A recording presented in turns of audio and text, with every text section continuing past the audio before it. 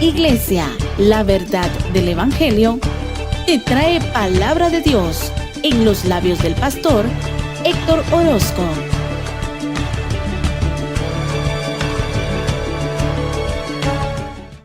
Hebreos capítulo 1 del verso 1 al verso 3.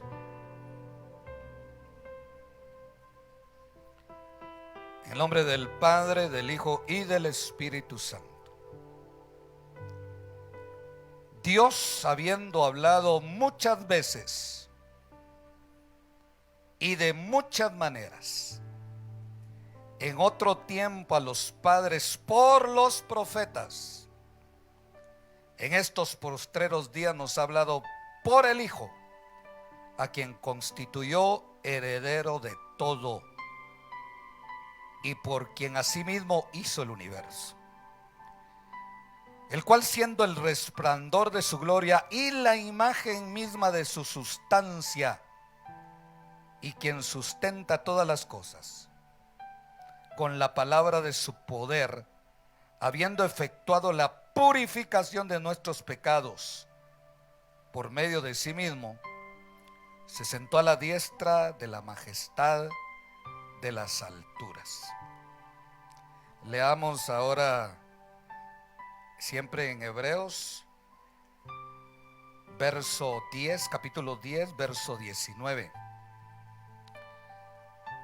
Hebreos 10, 19. Así que, hermanos de la iglesia, teniendo libertad para entrar en el lugar santísimo por la sangre de Jesucristo, por el camino nuevo y vivo que Él nos abrió a través del velo, esto es, de su cuerpo, y teniendo un gran sacerdote sobre la casa de Dios, acerquémonos de corazón sincero en plena certidumbre de fe. 12:1. Por tanto, nosotros, teniendo también en derredor nuestro tan grande nube de testigos, Hebreos 12:1, despojémonos de todo peso del pecado que nos asedia y corramos con paciencia la carrera que tenemos por delante, puestos los ojos en Jesús, el autor y consumador de la fe. Porque hay muchas cosas de qué hablar a la luz de la revelación de la palabra. Y si le podemos poner un título a este mensaje, le vamos a poner la gloria de la gracia, o la gloria de vivir en gracia. Pues siempre el dilema de todos nosotros, no solo de nosotros los cristianos, sino de toda la humanidad, es saber si hay un Dios, pues. Y si hay un Dios, ¿cómo acercarnos a Él? Aunque las personas no tengan Biblia y no tengan el conocimiento de lo que es una religión o una manera de acercarse a Dios, siempre el corazón de la humanidad está la duda: ¿quién creó el universo? No es fácil establecer eso, tomando en cuenta que dice que hay 100,000 millones de galaxias. Y nosotros vivimos en la Vía Láctea, y nuestro solito es chiquito. Entonces, la ciencia, la mente del hombre que le gusta pensar, que nos gusta razonar, y no es malo, porque para algo nos dejó Dios la mente, pues. Pero no nos dejó solo la mente, nos dejó alma y nos dejó espíritu también. Porque si no tuviéramos alma y no tuviéramos espíritu, seríamos, como dijo Salomón en Eclesiastés, seríamos igual que los perros. Entonces Dios creó al hombre a imagen y a semejanza.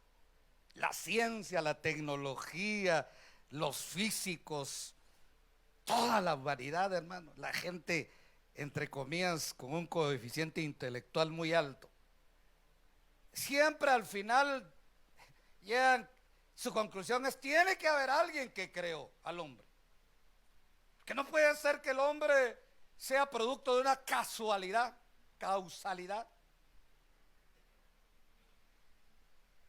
Y que se haya desarrollado. Yo oí a un médico una vez, una conferencia. No sé en qué momento, decía él, el hombre se paró, porque el hombre caminaba en 4 patas. Híjole, dijo patas. Así dijo el médico. Y en un momento de la historia el hombre se paró. Y yo, como uno razona, dije: yo sé cuándo se paró. Porque el hombre no nació agachado ni caminando en 4 patas. Porque si no, la Biblia no dijera levantar las manos sin ira y sin contienda. Dijera: levanten las patas, o 2 de las patas. Dios no niega la evolución, pero establece una creación diferente a la evolución. Razas paralelas, si usted cree, no sé, ahí investiga. Porque el apóstol Pablo ve la religión, oiga lo que voy a decir, ve la religión, ve el acercamiento a Dios de una manera. Pablo, cuando se refiere a Dios, se refiere a comunión, a amor, a dones, a profecía, a ministerios. Santiago y Pedro lo ven como algo práctico. Está bien, tienen fe, pero muéstrenme sus obras. ¿Están yendo a visitar a los presos? ¿Están atendiendo a las viudas? ¿Están dándole ofrenda a los encarcelados? ¿Qué están haciendo? Porque la fe sin obras es muerta. Y ya viene Juan y escribe: en el principio era el verbo era con Dios y el verbo era Dios. Y se va a los cabezones. Gracias, aquí no vemos ninguno. Cabezas sí tenemos, pero se va a los sabiondos.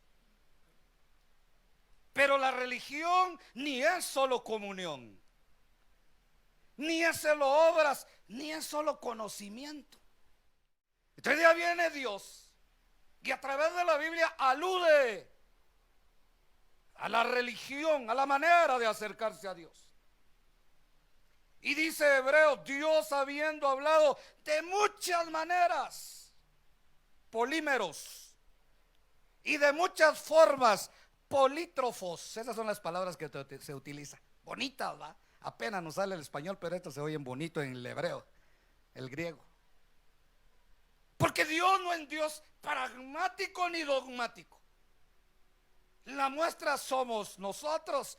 Dios no dijo: voy a crear a todos iguales, todas las mujeres van a ser iguales. Son iguales en cabeza, boca, ojos, nariz, lengua. Lengua, dije, no chisme. Y los hombres también. Pero cada uno de nosotros es diferente. Cada anciano tiene su belleza. Aleluya. Cada pastor tiene su mensaje. Cada órgano tiene su función. El corazón está pum, pam, pum, pum, pum, pum, pum. Y el estómago está más cuando son a la 1, ¿verdad? Todos somos importantes, dice la Biblia. Aún el que se cree menos insignificante es el más importante. Si nosotros supiéramos el valor que tenemos, hermano. Dios, habiendo hablado de muchas maneras y de muchas formas, polímeros, polítropos, como para darle oportunidad a la humanidad que se libere. Va, ¿cómo quieres que hablemos?, te dice el Señor. ¿Cómo hago? Mire qué humildad, qué interés tiene Dios de que usted y yo le creamos a Dios. Si dice la Biblia: en el principio creó Dios los cielos y la tierra, y punto, creamos o no creamos. Dios no tiene interés en nosotros. Él sigue siendo Dios con nosotros o sin nosotros. Creamos o no creamos, le sirvamos o no le sirvamos. nos metamos a estas unciones, a esta alabanza, a esta presencia, o no nos metamos. Él es Dios. El que se la pierde somos nosotros. La sobrenaturalidad, aquí está, dijo el Señor. Pablo, enséñales la sobrenaturalidad. Y Pablo dijo, conozco un hombre, no sé si en el cuerpo, fuera del cuerpo, fue llevado al cielo, al tercer cielo, y vio cosas tremendas. Le hablaban ángeles, se le aparecían macedonios, lo mordían serpientes, no se hinchaba, se hundían los barcos, no se ahogaba, lo metían preso, no se amargaba, lo dejaban los amigos, el Señor no lo dejaba. Pero hay gente que decía, no, yo necesito profundidades, necesito ciencia, es que a mí es difícil que me convenza.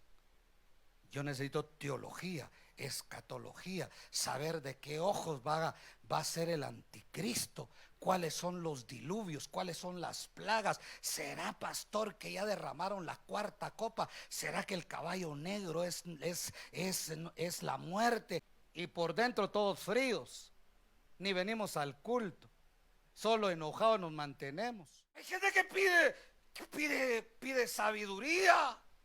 Pablo dijo a los que quieren sabiduría, voy a ir con sabiduría, pero yo no estoy interesado en la sabiduría, yo estoy interesado en la demostración del Espíritu Santo, en que el Evangelio es vida.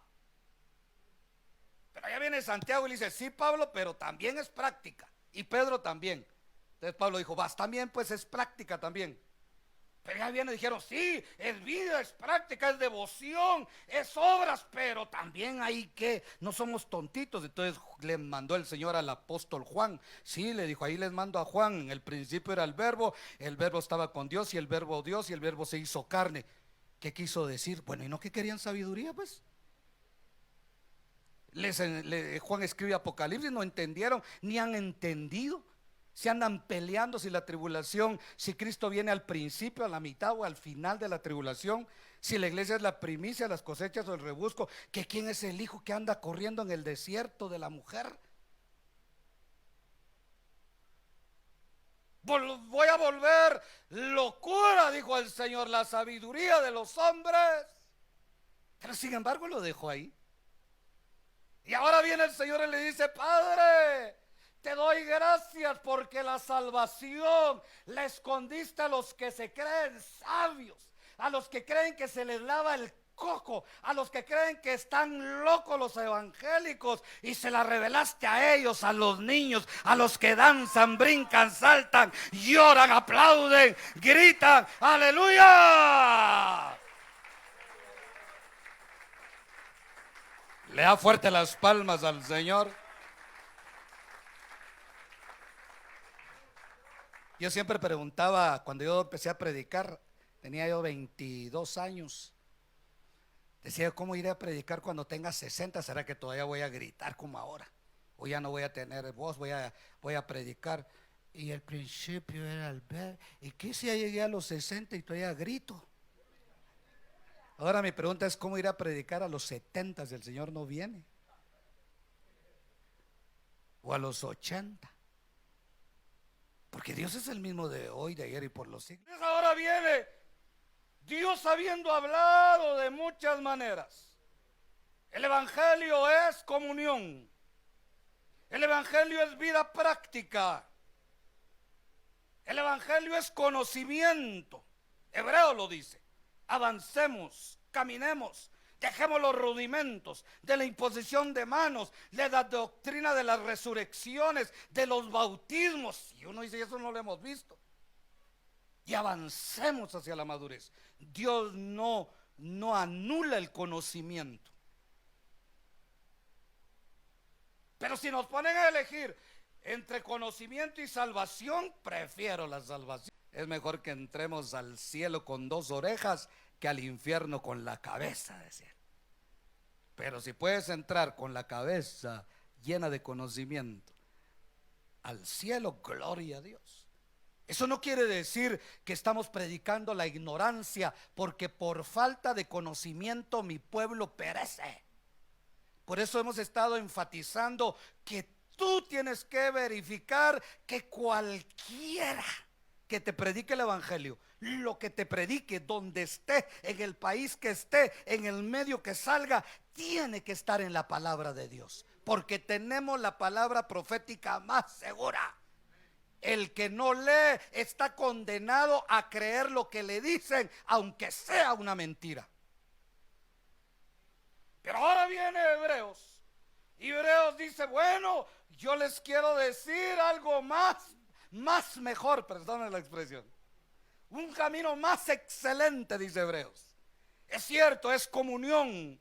Es cierto, es obras. Es cierto, es revelación. Es cierto, es conocimiento. Pero les cuento algo. Estamos sobre mejores promesas, sobre mejores pactos, sobre un mejor sacerdocio, sobre un mejor culto, y eso gracias al Cristo de la gloria. Ahora acerquémonos con confianza al trono de la gracia para alcanzar oportuno socorro. Aleluya.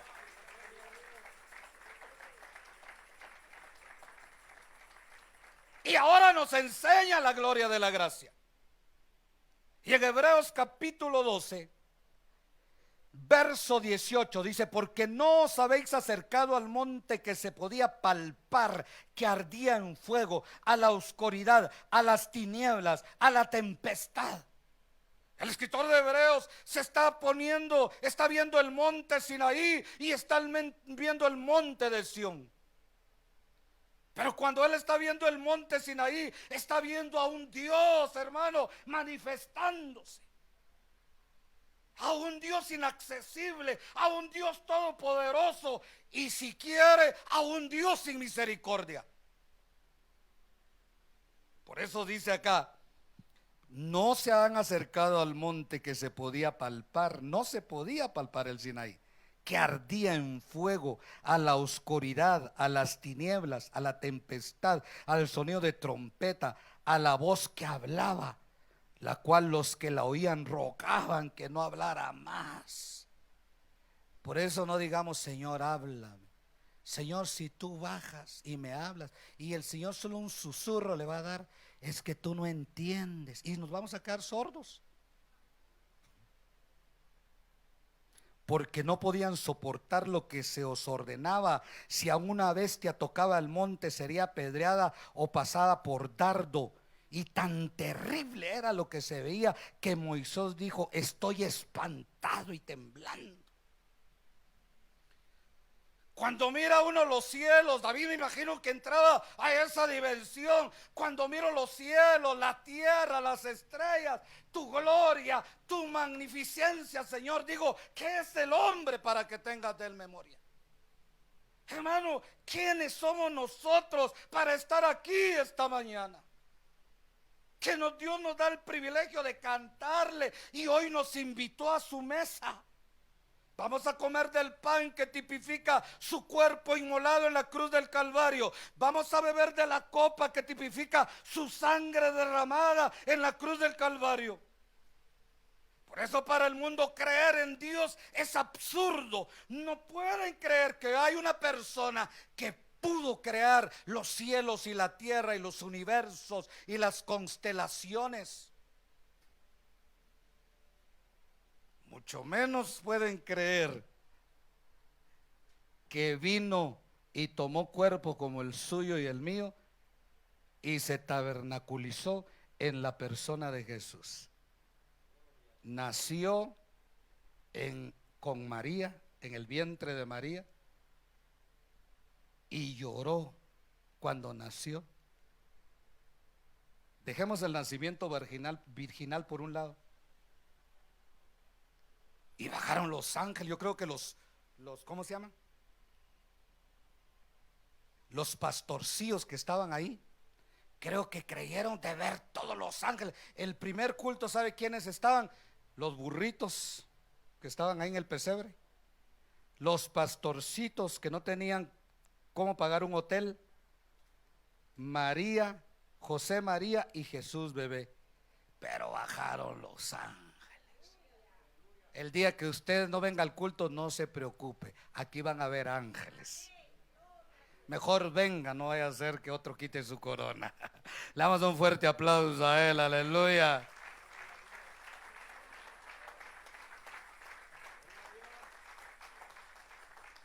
Dios no necesita de nuestra alabanza, pero nosotros necesitamos alabar a Dios.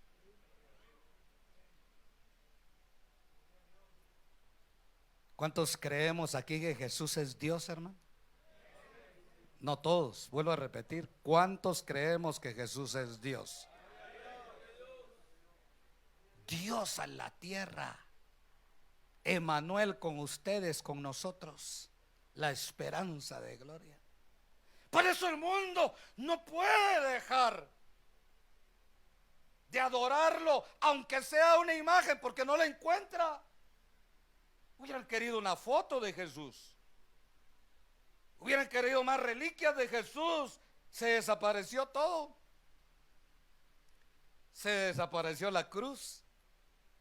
No dejó foto, no dejó fecha de cumpleaños, no dejó qué fecha murió.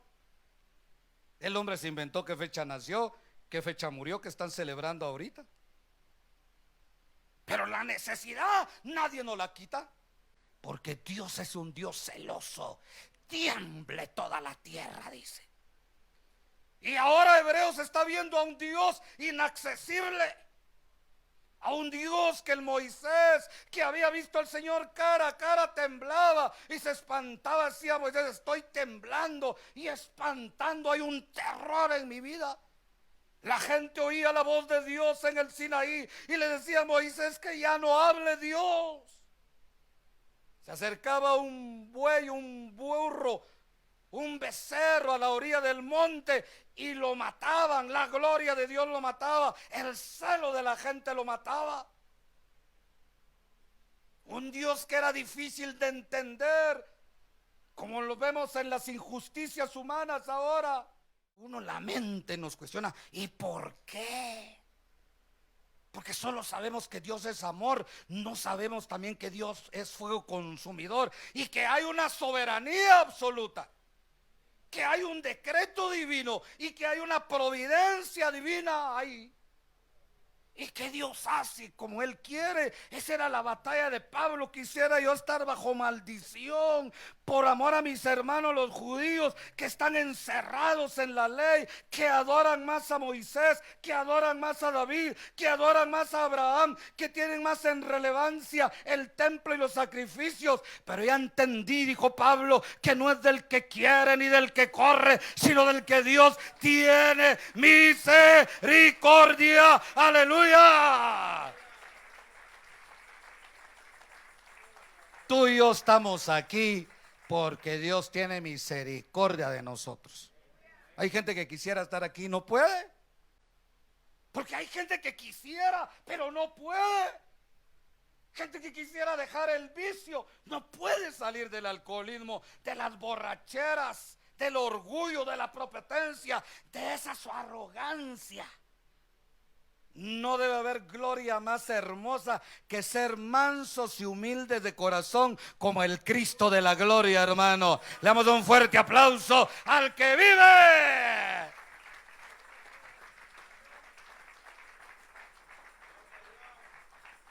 Porque yo me imagino que al orgulloso le debe costar orar. Solo de pensar que se tiene que arrodillar y tocar el piso. Dice el orgulloso: voy a mandar a hacer mi banquito mejor. Después, ya hizo el banquito, voy a mandar a hacer mi colchoncito mejor. Después, mañana empiezo, Señor, a las 5 de la mañana. Después pasó, nunca puede. En cambio, el humilde, no importa el lugar, se tira al piso, hermano, y empieza a llorar. ¿Sabes por qué tú y yo levantamos las manos al Señor? Porque hay humildad en nosotros. Y porque sabemos que hay un ser más grande y más supremo en el cielo.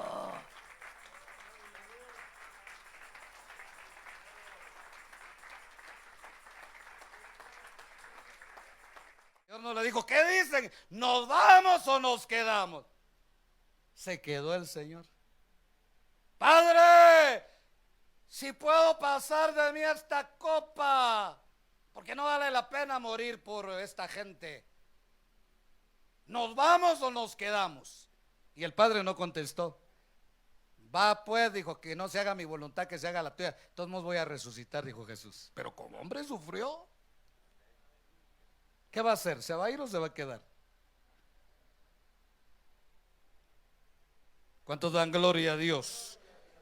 Aprended de mí, que soy manso y humilde de corazón, y van a hallar descanso para vuestras almas. No nos hemos acercado a un monte de juicio, a un Dios que mataba 30,000, 60,000, que le dijo a Israel: mata a todos los cananeos, a los fereceos, a los euseos, a los niños, a las mujeres, a los ancianos, mátalos a todos y vas a poseer Canaán. Por eso es que Israel no lo quieren, porque Israel no nació en Israel, en Canaán, nació en Ur de los Caldeos, y según los que piensan, se inventaron un Dios y fueron a invadir una tierra. Cómo no, ¿verdad? Y tienen razón lógica. Hay que creer en Dios.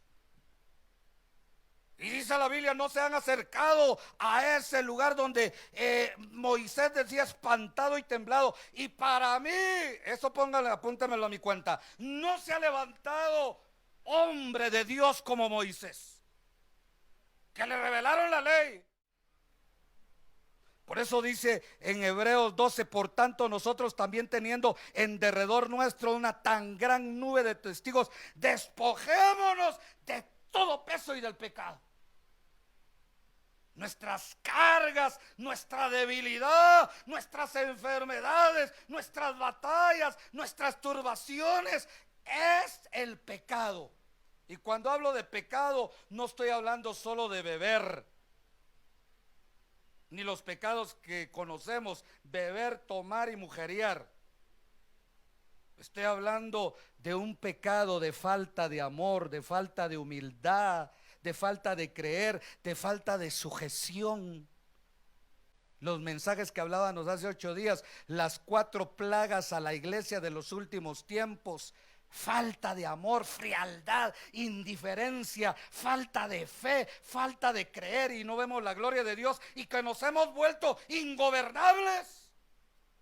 Son pecados, decía un predicador, que no tienen olor a chico, pero que ahí están. Despojémonos, y ahora dice: enfoquémonos, puestos los ojos en Jesús, el autor y consumador de la fe. El Hijo de Dios, la iglesia, el ministro, el siervo, tiene que tener un enfoque espiritual y un enfoque material. Pero nunca el enfoque material tiene que anular el espiritual. Pablo decía: puesto los ojos en Jesús, el autor y consumador de la fe. Su meta no era ser famoso, su meta era llegar al cielo. Por eso Pablo dijo: no vaya a ser que yo, siendo heraldo del evangelio, que haya ido al tercer cielo y vaya a ser descalificado. No os conozco hacedores de maldad, porque no es porque prediques bien, no es porque sanes, es porque ames a Dios y que te enfoques a Dios.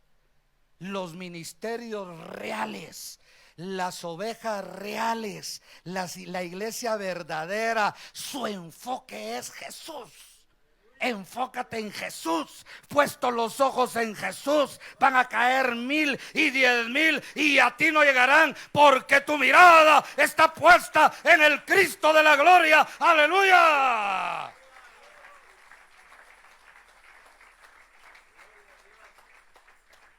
Pero si miramos visco, si usted quiere hacer algo en la tierra, enfóquese. Yo quiero ser músico, enfóquese en la música y no cambie, aunque no le dé dinero, aunque de repente va a caer, aunque se va a desanimar. Usted enfóquese en la música, en Jesús primero y después en la música. Yo quiero ser mecánico, enfóquese en la mecánica, investigue, vuélvase mecánico de carros europeos, de carros chinos, de carros, de todo, hermano. El enfoque lo va a mantener entretenido en las cosas celestiales y en las cosas materiales, y no va a hacer que desmaye. Pero si usted dice, ¿y ahora qué hago? ¿En qué me enfoco? Me gusta la panadería, me gusta la carpintería, me gusta la mecánica, y también me gusta predicar. Ya no va a saber. Y en el camino, por eso dice acá, porque los problemas de la vida siempre van a haber, por lo cual levanten las manos caídas y las rodillas paralizadas, hagan sendas derechas para vuestros pies. Estoy siempre en Hebreos 12. Para que lo cojo no se salga del camino, sino que sea sanado. Sigan la paz, la relación justa entre los hermanos y la santidad sean diferentes. Miren que nadie deje de alcanzar la gracia de Dios porque se está amargando y porque se está contaminando. Enfóquense. Se van a caer, se van a desanimar. No me califiquen por mis logros, califíquenme por cuántas veces caí y cuántas veces me he levantado, porque tú vales. Cuántas veces el enemigo te ha querido botar, pero tú te has levantado porque estás enfocado en Jesús, el autor y consumador de la fe. ¡Aleluya! ¿Cuántos dan gloria a Dios? Porque si tú no has caído alguna vez, es porque no estás haciendo nada. Si no te has desanimado. Pero si estás desanimado es porque estás haciendo algo. Porque los ladrones no le roban a los que no tienen, le roban a los que tienen. El que no ha caído es porque no hace nada. El que no se ha amargado es porque nunca ha estado feliz. El ladrón vino a matar al que tiene vida, a destruir al que ha construido, a robar al que tiene. No vino a matar al muerto, al que está muerto. Dicen, este ya está muerto, ya no tengo que hacer nada, ya me ayudó, dice. Pero que usted está ahí, Cristo vive, y vayan a Cristo vive, dancemos, dancemos. Y viene el diablo y le dice al marido, te mira ridícula. Hágale como le hizo David a Mical, pues me haré más vil por causa de Jehová y voy a seguir danzando. ¡Aleluya! No nos hemos acercado a la ley, a la gloria de la gracia, sino que os habéis acercado, se habéis acercado al monte de Sión, a la ciudad del Dios vivo, a la Jerusalén celestial, no a Guatemala ni a la zona 19, a la Jerusalén celestial, a la compañía de muchos millares de ángeles, a la congregación de los primogénitos que están inscritos en los cielos. A la congregación de los primogénitos que están escritos en los cielos, al Dios juez justo de todos los espíritus hechos perfectos, a Jesús, el mediador del nuevo pacto, y a la sangre rociada que habla mejor que la de Abel. La sangre de Abel pedía venganza. La sangre de Cristo abre el camino a la reconciliación. Pero ¿qué más queremos si tenemos la sangre de Cristo que nos cubre, que nos limpia, que nos purifica, que nos fortalece, que nos da el acceso al trono de la gracia? Cristo te trajo palabra de Dios en los labios del pastor Héctor Orozco. Acompáñanos en nuestras ubicaciones: Novena Avenida y Segunda Calle, 2-21, Zona 19, Colonia La Florida. Te esperamos. Dios te bendiga.